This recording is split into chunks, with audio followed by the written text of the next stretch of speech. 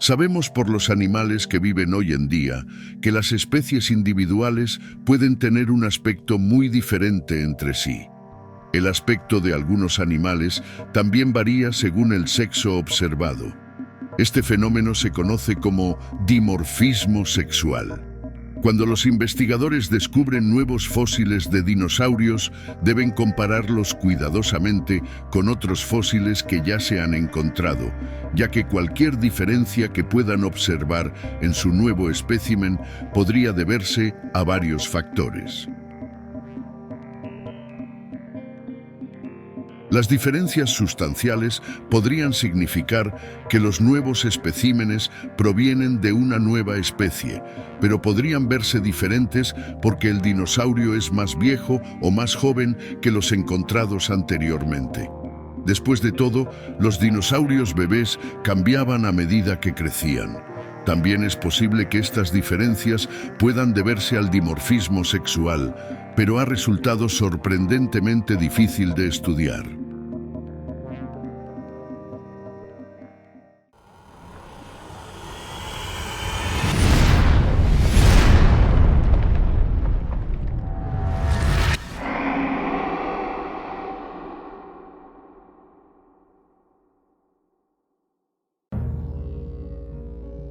Nos faltan dinosaurios.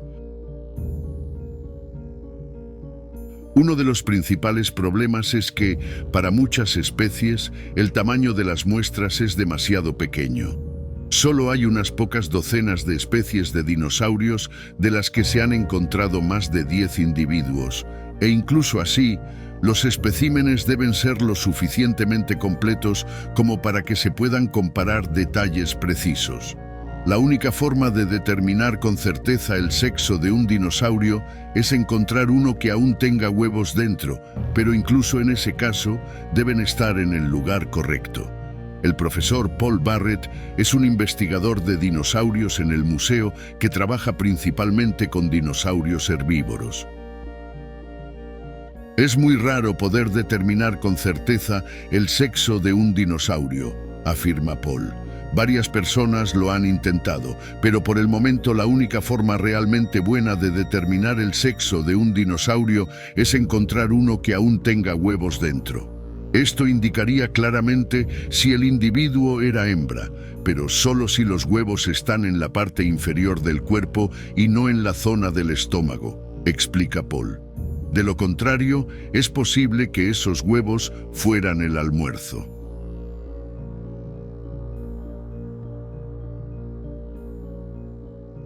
¿Podrían los huesos contener la respuesta? Los investigadores también han intentado determinar el sexo de los fósiles de dinosaurios por otros medios. Algunos han buscado en el interior de los huesos un tipo de tejido conocido como hueso medular. Cuando las hembras se preparan para poner huevos, extraen parte del calcio de sus esqueletos y lo depositan en forma de hueso medular, que puede disolverse rápidamente en el torrente sanguíneo y usarse para fabricar cáscaras de huevo cuando llegue el momento.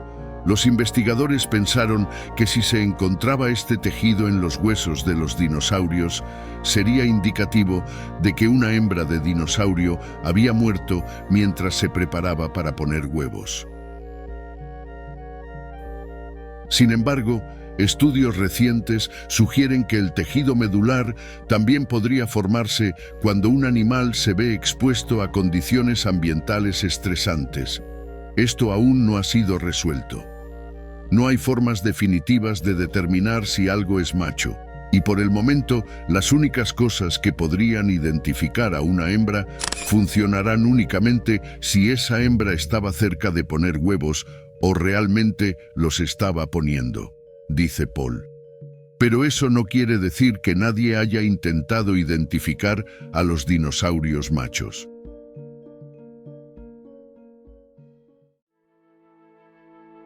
Exhibiciones con plumas.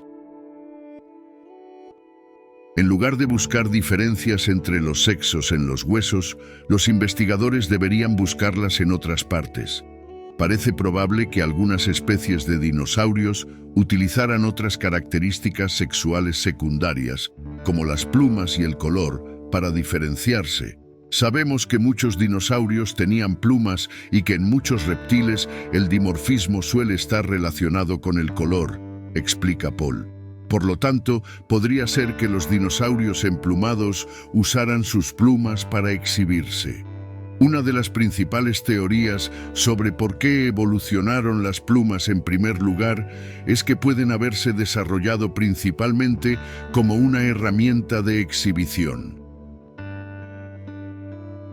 Los primeros dinosaurios terápodos que desarrollaron plumas lo hicieron en los antebrazos y la cola, dice Paul. Son lugares a los que es fácil desplazarse para realizar exhibiciones visuales. Es muy llamativo.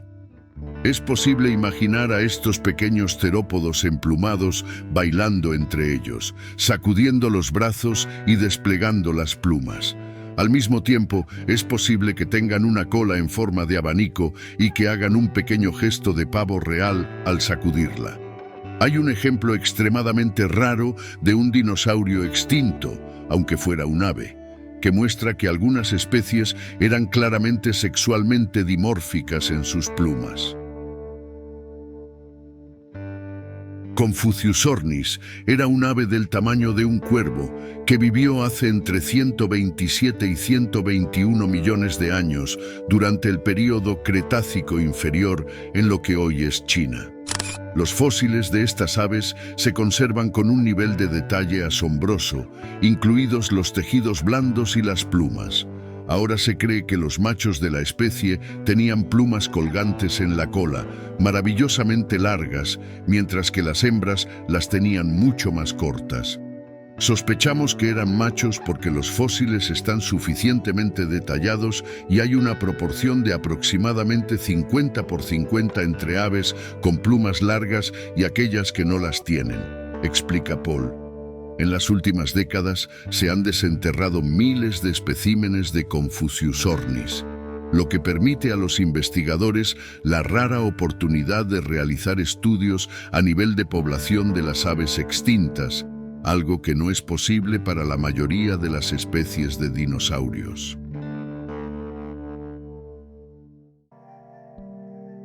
Huesos de pene de dinosaurio.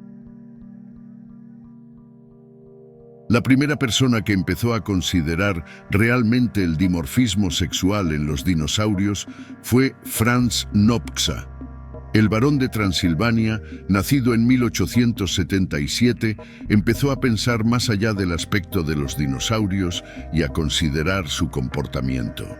Fue la primera persona que pensó en estas criaturas como entidades biológicas en lugar de describirlas simplemente como nuevos tipos de animales, afirma Paul.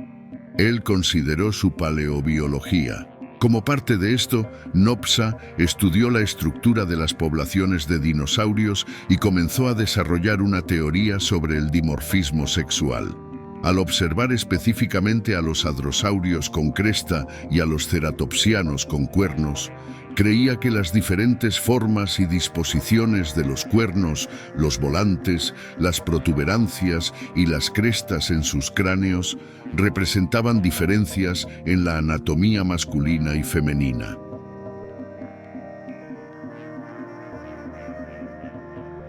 Pensó que podía identificar dinosaurios similares que vivieron en el mismo tiempo y lugar y que diferían solo en sus características físicas, por lo que pensó que podrían haber sido dimorfos sexuales. Desafortunadamente para Nopcsa, resultó que muchas de las parejas de machos y hembras que identificó vivieron en diferentes periodos de tiempo, por lo que es más probable que representaran linajes evolutivos diferentes en lugar de sexos diferentes. Pero su incursión en el dimorfismo sexual, aún así, dejó una impresión duradera en la paleontología.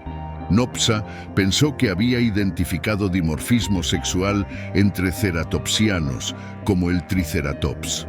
Fue una idea interesante y adelantada a su tiempo, afirma Paul. Aunque se equivocó, El dimorfismo sexual es ahora uno de los criterios que utilizamos cuando evaluamos si algo es realmente una nueva especie o simplemente está dentro del rango de variación de cómo podría ser una especie. Esta no fue la única incursión de Nopcsa en la determinación del sexo de los dinosaurios. En 1905 propuso la existencia de un báculo o hueso del pene de los saurópodos. Creía que lo que antes se había identificado como una clavícula de saurópodo era una identificación errónea y que en realidad se trataba de un hueso encontrado dentro del pene. Nadie tomó en serio este argumento. En los últimos años, algunos investigadores han sugerido que la forma de dos pequeños huesos en la base de la cola de algunos dinosaurios, conocidos como cheurones, podría utilizarse para identificar a los machos. Esto se debe a que los cocodrilos machos tienen cheurones ligeramente más grandes que las hembras para actuar como punto de anclaje para los músculos del pene. Pero cuando se compararon los chevrones de los dinosaurios, sus tamaños no parecían estar distribuidos en dos grupos claros.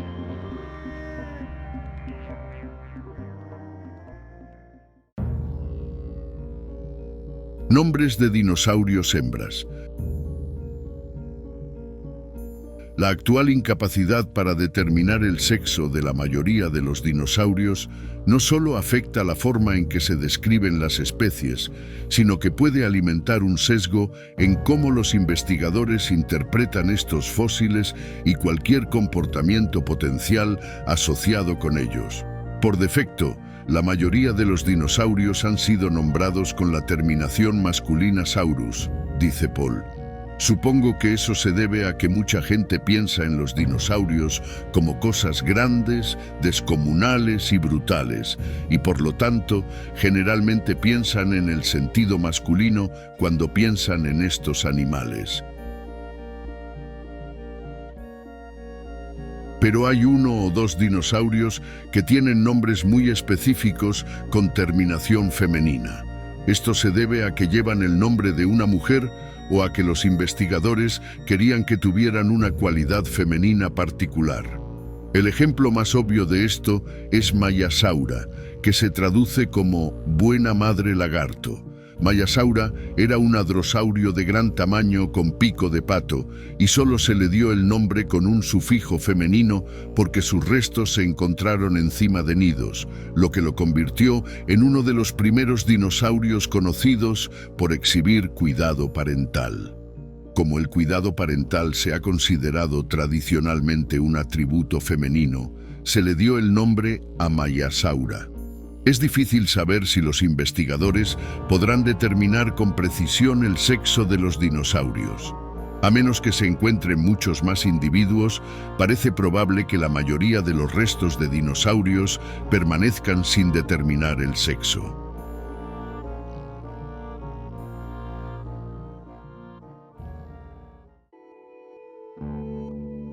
Para finalizar, no te olvides de activar la campanita y dejar tu Dino Like, así me ayudas a seguir creando más contenido. Sin más, nos estamos viendo en un próximo video.